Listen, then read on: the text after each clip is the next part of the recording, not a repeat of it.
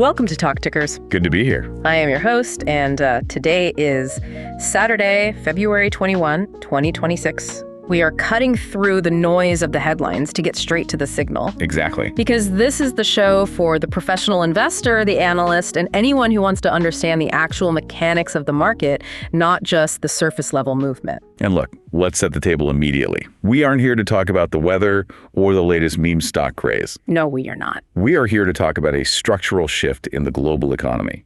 One that basically hit the fan in December and is flying under the radar for a lot of retail investors. Right. We are diving into something that feels like it's been simmering for decades, honestly, but the lid just blew off. It really did. We're talking about the new export controls implemented by China late last year, specifically regarding rare earth elements. But this isn't just your standard trade war headline, is it? It feels different this time. It is entirely different.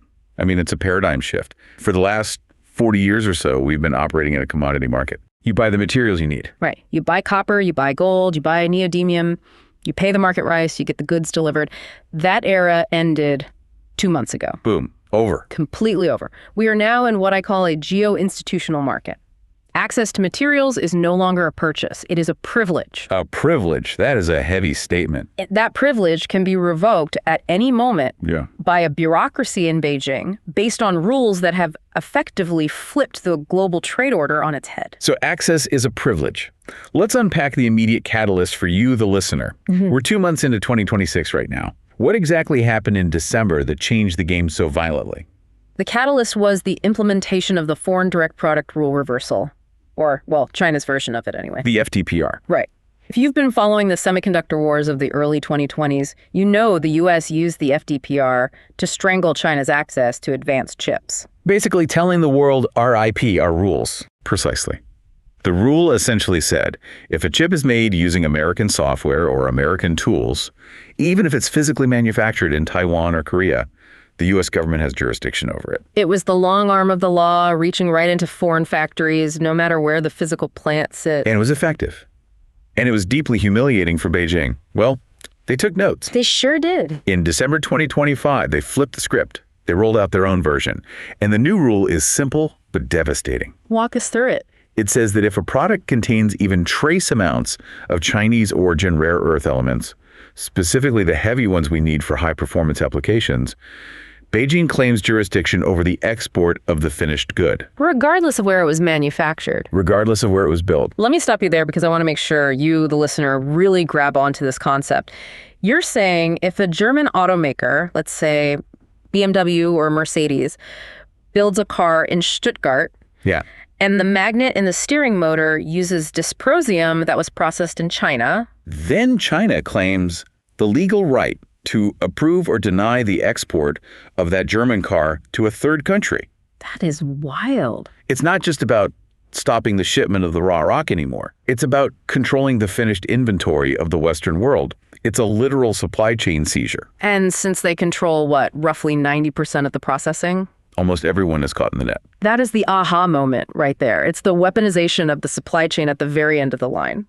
But why does this matter right now, today? Because the automatic denial policy for military-linked applications kicked in 2 months ago, December 2025. So the data is starting to roll in. Exactly. We are seeing the first real data on what that means. We aren't just speculating in think tanks anymore. The clock is already ticking on what we call the latency window. We are in the silent period. We're in the silent period before the systems start to fail. And if you are holding equity in downstream manufacturers' defense, wind energy, automotive, who haven't hedged this exposure, you are holding a ticking time bomb. Okay, that's the thesis. This isn't a mining problem, it's a processing problem. And we are walking blindfolded into a wall. So before we get into the grim details of exactly which sectors get hurt, let's define the asset class for our listeners. Good idea. When we say rare earth elements, or REs, I think a lot of people picture just, dirt or gold, or maybe lithium because of all the battery hype over the last 5 years. Right. Get gold, copper, and lithium out of your head entirely. Those are bulk commodities. You dig them up, you refine them, you sell them by the ton. Simple economics. Rare earths are the lanthanide series on the periodic table. 17 specific elements. They're often called the vitamins of industry. Vitamins, I like that. You don't need a lot of them, but if you don't have them, the organism dies. They are the magical dust that makes high-tech actually high-tech. So which ones are we really worried about here? There are 17, but we aren't panicking about all 17, right? Correct. There are two groups that matter for this deep dive. First, the magnet metals, neodymium and praseodymium. And Breads and butter. Exactly. Every EV motor, every hard drive, every single speaker in your house needs these. They create the strongest permanent magnets known to physics. NdFeB magnets. Okay, so that is group 1. What is group 2? The heavies. Dysprosium and terbium, DODB and TBP. These are the heavy hitters. Why are the heavies so special? What does dysprosium do that neodymium can't do on its own? It's all about thermal dynamics. If you put a standard neodymium magnet in an electric vehicle motor or, say, a fighter jet engine, it gets hot. Naturally. And when a magnet gets hot, the atoms start to vibrate. If they vibrate too much, they lose their magnetic alignment. The magnet literally demagnetizes. It becomes a heavy piece of useless metal. Right. We call this the Curie temperature. If that happens in a jet engine, the generator fails and the jet falls out of the sky. Not ideal. Ideally, no. So you sprinkle in a little dysprosium or terbium, we're talking very small percentages, and suddenly that magnet creates a much stronger anisotropy field. Meaning it handles the heat. It can operate at 200 degrees Celsius plus without losing its charge. That is the spice that makes high-performance tech possible. Without the heavies, your EV has the range of a golf cart, and your missile guidance system cooks itself mid-flight. And here is the kicker for the market. China has a near absolute monopoly on the heavies. Okay, so we have the vitamins, the spice. Now, you mentioned earlier that this isn't a mining problem, but if China has the mines, surely that's the core issue. No, and this is the biggest misconception I hear from retail investors and even some institutional guys who just haven't done the chemistry homework. They see a mining press release and jump in. Right. They say, oh, let's just open a mine in Nevada or Australia and we'll be fine. Great. Go ahead. Dig up the dirt. It's useless. Why? The bottleneck is processing, the separation of the elements. Explain the difference for us. What happens between digging up the dirt and getting the magnet? It's chemistry. Violent, difficult, highly precise chemistry. When you dig up rare earth ore, all 17 elements are mashed together in the rock, and they are chemically almost identical. Because they sit right next to each other on the periodic table? Exactly. They have the same valence states. Their ionic radii are barely different. Separating neodymium from praseodymium is like trying to separate identical twins who are hugging each other and who are also super glued together. I've heard the term solvent extraction thrown around in industry briefs. Is that the standard method? That's the method, but let's visualize it because the scale is just insane. To separate base metals like copper, maybe you need 10 to 15 stages of separation. You dissolve it, you settle it, you're done. Pretty straightforward. To separate neodymium and praseodymium, to the purity needed for a military-grade magnet, which is 99.9% pure, you need about 62 equilibrium stages of solvent extraction. Wait, 62 stages? These are two. That is a massive operational footprint. And that's just for the light rare earths. It involves thousands of mixer settler tanks. Imagine a facility the size of 10 football fields, filled with tanks of acid and organic solvents like kerosene. Sounds like a localized environmental disaster waiting to happen. It is an incredibly harsh environment. You mix the solution, you let it settle. The element you want moves slightly, and I mean infinitesimally, slightly more into the oil phase than the water phase. You get a tiny enrichment, then you pump it to the next tank, repeat 62 times. And if you screw up stage 45, you ruin the entire batch. It requires incredible process control. And as you mentioned, it creates massive amounts of toxic wastewater and often radioactive thorium waste. So this is the processing premium you talk about. This is the processing premium. It's a massive capital expense and a massive technical barrier to entry. China controls about 60 to 70% of global mining, which is a lot. But not a total monopoly. Right. But they control 85 to 90% of the processing. Yeah. And for the heavy rare earths, the dysprosium and terbium we desperately need for defense, it's closer to 100%. So even if you mine it in California, until very recently, you had to put it on a boat, ship it to China to get it separated, and buy it back. That is the choke point. And that leads us directly into the new regulatory landscape. You mentioned the December nuclear option, but this has been building up for a year, hasn't it? The signals were clearly there for anyone paying attention. It's been a deliberate escalation ladder. Let's look at the timeline, because the broader market really ignored the early signals. Take us back to April 2025. April 2025. China put controls on specific elements. Samarium, terbium, disprosium, that was the warning shot across the bow. How did the market react? It caused some delays. Supply chain managers complained on their earnings calls, but the market largely shrugged. Everyone said, oh, it's just geopolitical posturing. Then came October. October 2025 was the body blow.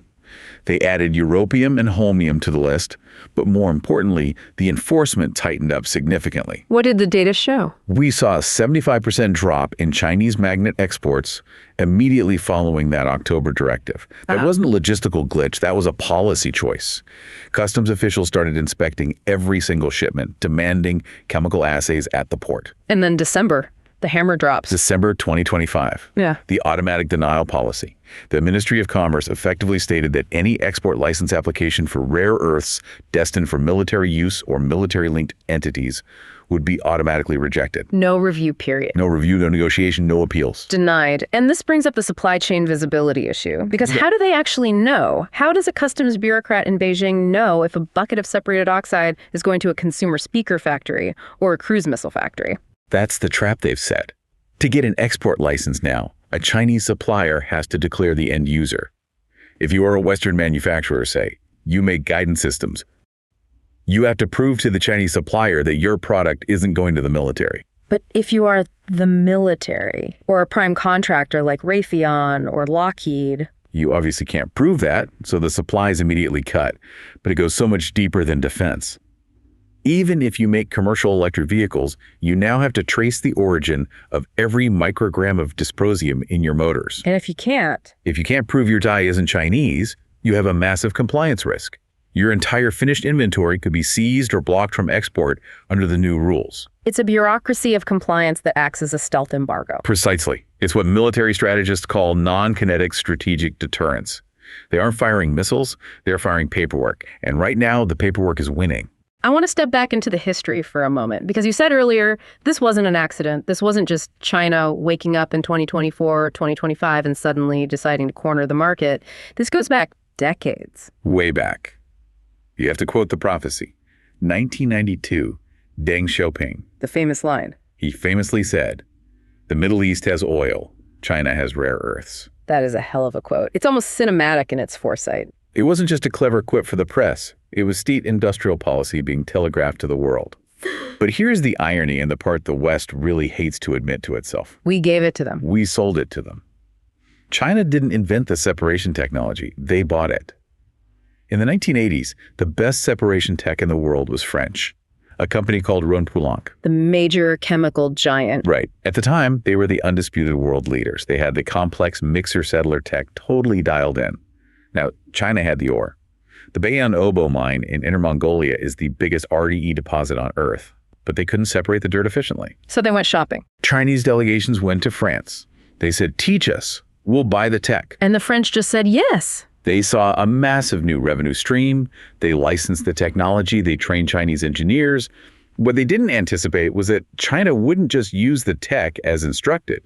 They would improve it, scale it aggressively, and then massively undercut the French on price. By absorbing the environmental costs. Exactly. China subsidized the electricity, ignored the environmental costs, creating these vast, toxic lakes of sludge, and completely flooded the global market. Within 15 years, most of the separation plants outside China had closed. Because the margins were destroyed. They couldn't compete.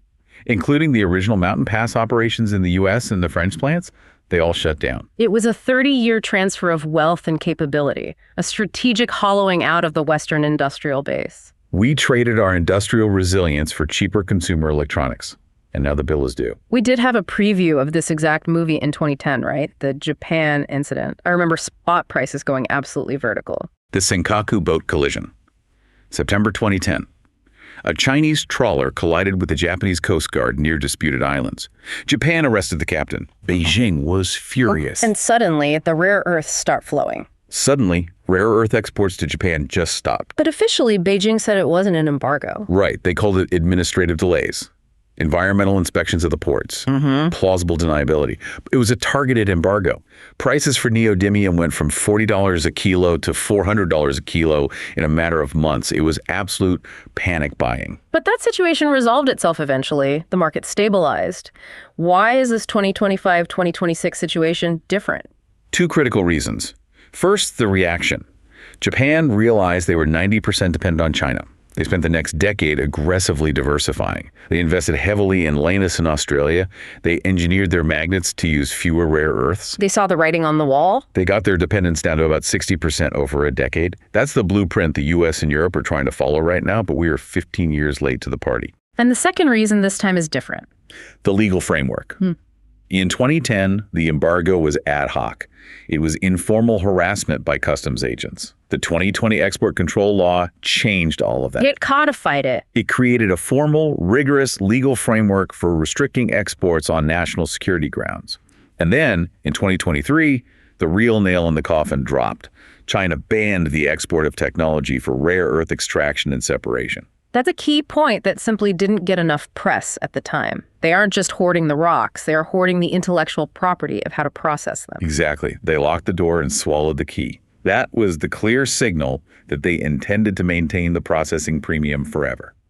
They know that even if the West throws billions of dollars at the problem, we have a massive knowledge gap. We have to figure it out all over again. We have to relearn how to run 62 stages of highly volatile mixer settlers without blowing up the plant, poisoning the water table, or going bankrupt in the process. So we have the history, we have the regulation. Now let's talk about the mechanics of the pain. You mentioned a model earlier in your research, the RGCAT model. It sounds like something out of an advanced physics paper. It is, essentially.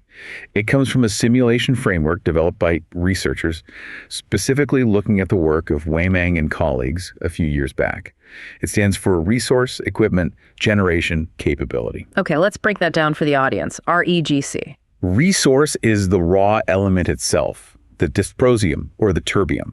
Equipment is the specific part, the permanent magnet or the actuator. Got it. Generation is the tech level of the system. Are we talking about a fifth generation fighter jet or a legacy radar array? And finally, capability is the strategic end result, air superiority or strategic mobility. So it maps the dirt all the way up to battlefield dominance. Right. And what the simulation model shows us is that the relationship is highly nonlinear. Yeah. You cut the resource and nothing happens for a while. The lag. Then suddenly, the capability completely collapses. This is the latency window. The latency window. This is that concept of the silent period you mentioned at the top of the show. Explain the mechanics of that. Think about it from a procurement standpoint. If China stops shipping disprosium today, the F-35 assembly line doesn't just halt tomorrow morning. Because there's buffer stock. Exactly. Lockheed has inventory. The Tier 2 magnet makers have inventory. The Department of War has strategic stockpiles. The Department of War, and just to clarify for our listeners, that's the rebranded DoD as of July 2025. Correct. The bureaucracy in D.C. is trying to signal a more active war footing posture with the name change. But back to the window. The system looks perfectly stable superficially. Planes are still flying. But the degradation is already mathematically baked in. According to the simulation data we have, for something like air superiority, specifically tracking the F-35 fleet readiness, the lag is about 2.5 years. 2.5 years. Honestly, that sounds like a long time to fix a supply chain problem. Why can't we just spin up a processing factory in Texas in 2.5 years? It sounds like a long time to a software developer.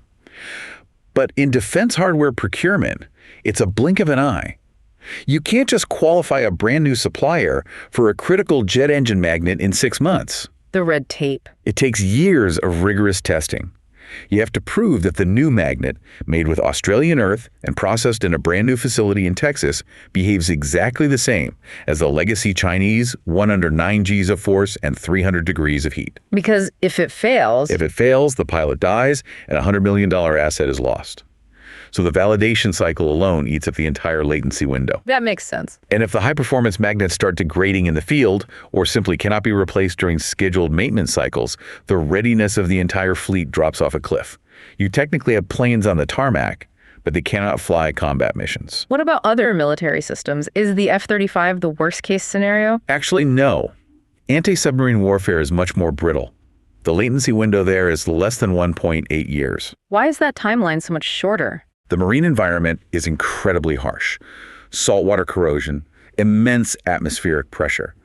The motors and sonar systems degrade faster and require much more frequent replacement parts. And I imagine the acoustics have to be perfect. Exactly.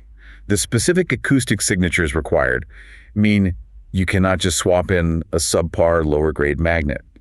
If you do, the coolant pump vibrate slightly differently. And if the pump vibrates? If the pump vibrates, the sub gets noisy. If the submarine gets noisy, it's dead. So the engineering tolerances are infinitely tighter. The tolerances are existential. So the capability cliffs are different for different sectors. Intelligence, surveillance, and reconnaissance ISR, your satellites and radar has a longer lag, maybe 6 years. Because satellites don't get maintenance. Right, satellites are designed to last a long time in orbit without touch-ups. But once you hit that cliff, you just go blind all at once. This has to be terrifying for a logistics planner. You're sailing along fine, the spreadsheets look green, and then suddenly you hit a wall you mathematically cannot climb over.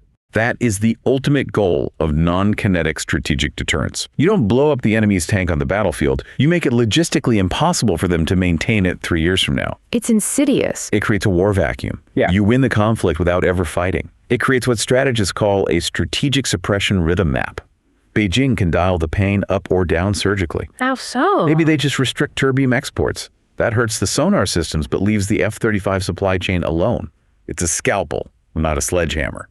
Let's pivot back to the enforcement mechanism again, this whole extraterritoriality concept, because this directly affects the investors listening to this deep dive who hold auto stocks or clean tech equities. How does the traceability burden actually work in practice? It works by shifting the burden of proofs entirely onto the Western companies.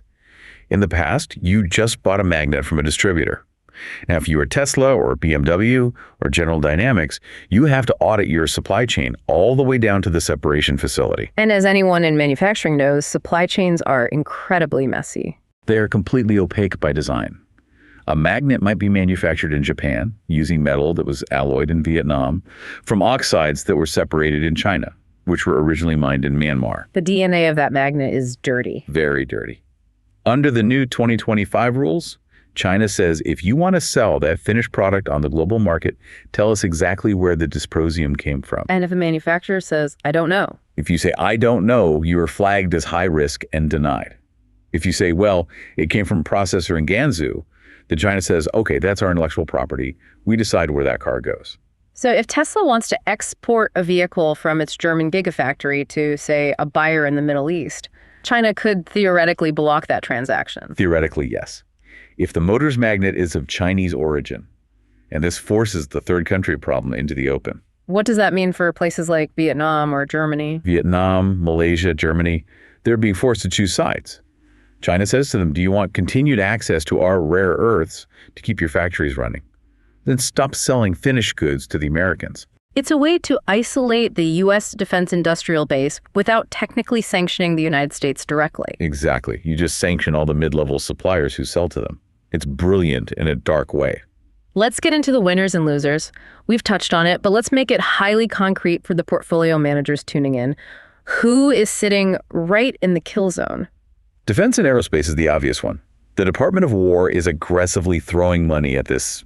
We'll talk about MP materials in a minute, but money doesn't solve physics and chemistry overnight. You can't print separation capacity. Right. The vulnerability there is massive. 15 to 20% of advanced defense systems rely critically on these materials. The December automatic denial is a hard stop. And no workarounds. If you are a defense contractor without a legally secured non-Chinese supply chain, which realistically basically means Linus or MP materials, right now you are in deep trouble. What about electric vehicles? This is the massive consumer side of the demand curve. This is where the sheer volume is.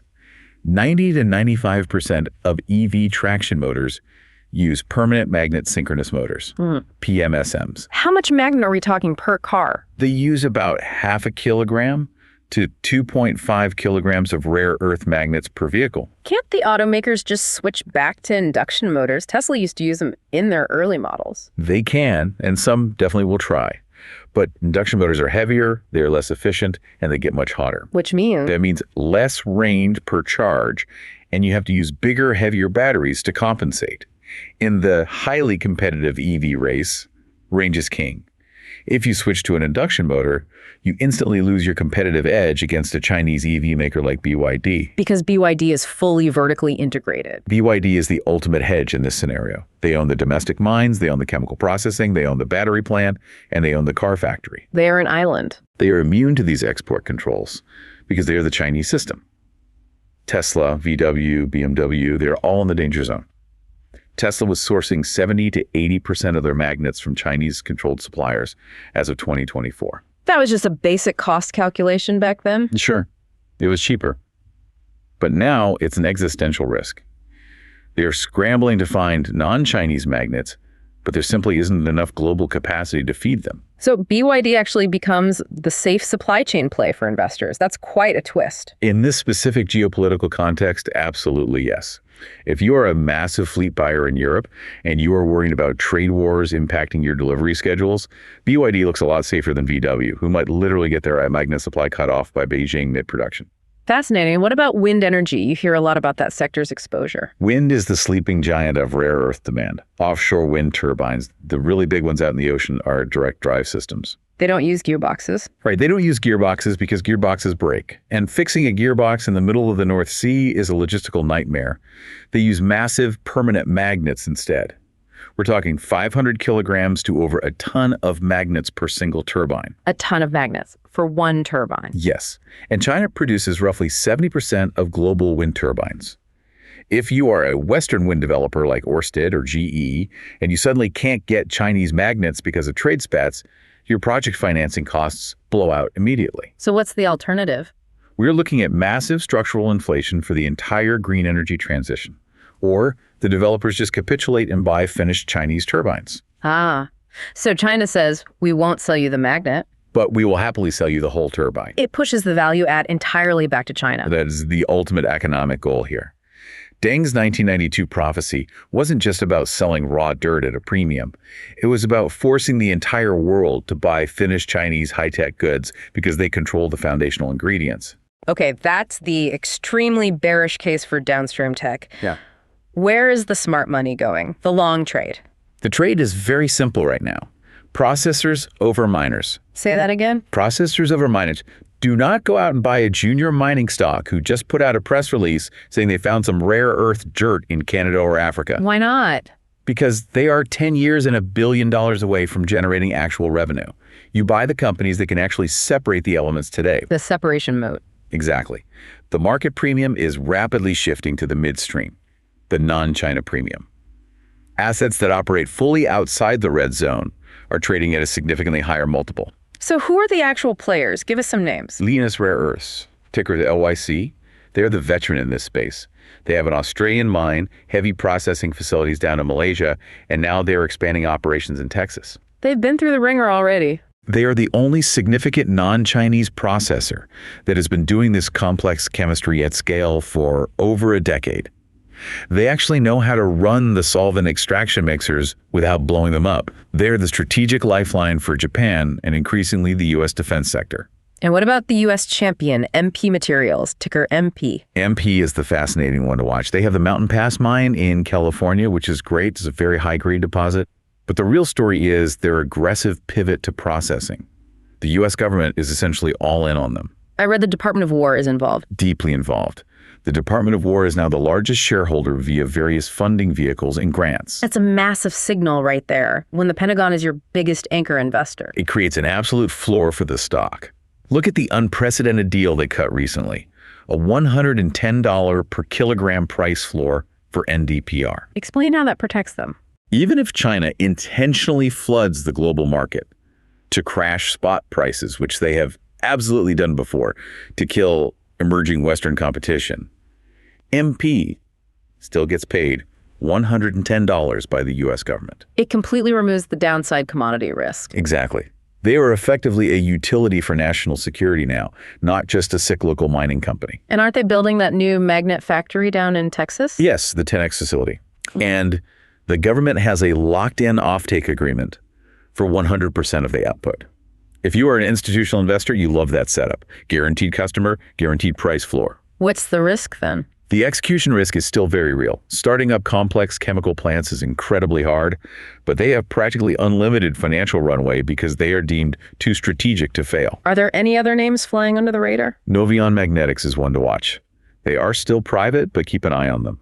They are the only ones actually manufacturing high-performance sintered magnets on U.S. soil right now from recycled material. They are the final link in the domestic chain. They are. If they eventually IPO, or if a giant like MP acquires them to complete vertical integration, that's a massive market move. So projecting forward over the next 5 years, we are looking at a fundamentally bifurcated world. We are looking at permanent fragmentation. That's scenario 1 in all the strategic war games. 2 entirely distinct supply chains. Chain A and Chain B. Right. Chain A is the Chinese ecosystem. Low cost, high volume, highly integrated. Chain B is the Western and allied ecosystem. High cost, heavily subsidized, strategically insulated. Just how much higher cost are we talking for Chain B? The current conservative estimates are a 30 to 50% price premium for the Western supply chain. 50%. That is the hard cost of sovereignty.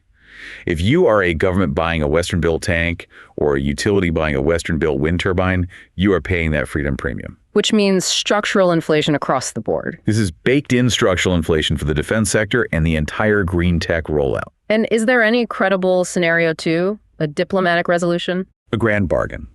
Highly unlikely at this point. It would require the U.S. to completely drop its semiconductor chip sanctions in exchange for guaranteed rare earth access.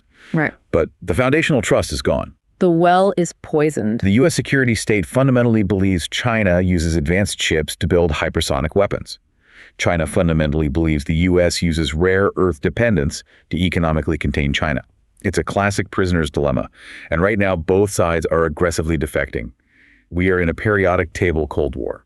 The 20th century was entirely about hydrocarbons. The 21st is about electrons and the raw elements that control them. Precisely. And the investor who ignores this fundamental shift is facing severe vacuum risk in their portfolio.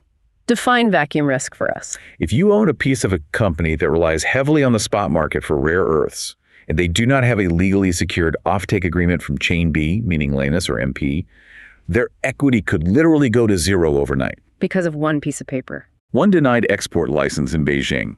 One single shipment seized at the port of Shanghai, and their entire production line stops cold. It's a harsh reality to wake up to. It's the new reality. The era of cheap, globally sourced, friction-free, high-tech components is over.